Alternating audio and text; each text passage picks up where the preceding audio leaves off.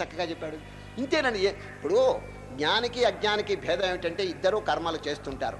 కానీ జ్ఞాని ఏ విధంగా కర్మ చేస్తాడంటే అజ్ఞానులు తెలివి తక్కువగా చేసేటువంటి పని మోస్తరు కాకుండా తరించడానికి వీలుగా భగవంతుని యొక్క అనుగ్రహానికి అనుకూలంగా వారు చక్కగా ప్రయత్నం చేస్తుంటారు. సో ప్రయత్నం అనేది ఇద్దరికి ఉన్నది. అజ్ఞాని ఒక రకంగా చేస్తుంటాడు, జ్ఞాని ఒక రకంగా చేస్తుంటాడు. చూచారు, స్పీడ్ ఒకటేనండి. Keep up the speed but make a diversion. చూచారు, వాల్మీకి చూడండి, వాల్మీకి యొక్క పూర్వాశ్రమం పేరండి రత్నాకరుడు.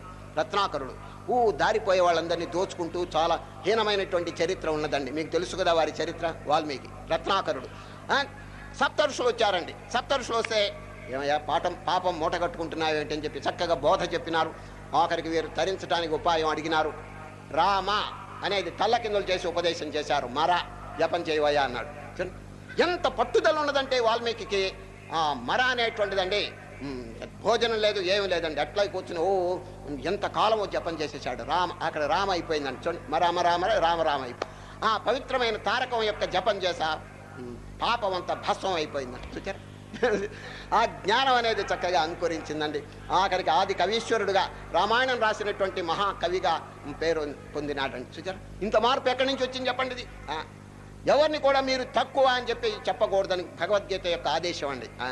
భగవద్గీత ఎవడు ఎంత పాపం చేసినప్పటికీ వాడిని దూషించబాకండి. ఏదో పొరపాటు, తెలివి తక్కువ చేత చేసినాడు అది.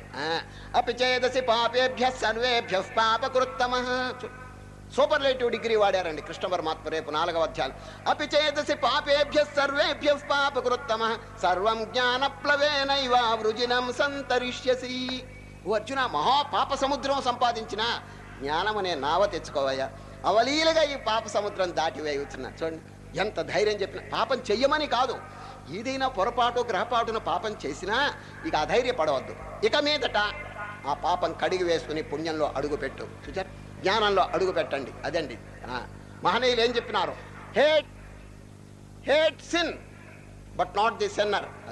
ఇదండి మన యొక్క సిద్ధాంతం. అది హేట్ సిన్, పాపాన్ని దూషించండి, పాపాత్ముడిని దూషించవద్దు. ఎందుకంటే ఈనాడు పాపాత్ముడు పెద్దల యొక్క సాంగత్యం చేత పుణ్యాత్ముడుగా మారగలడు. చూచారు, మనకి రత్నాకరుడే దృష్టాంతం అండి. ఎంతమంది ఎవరండి చేయరాని పనులను చేసి మహాత్ముల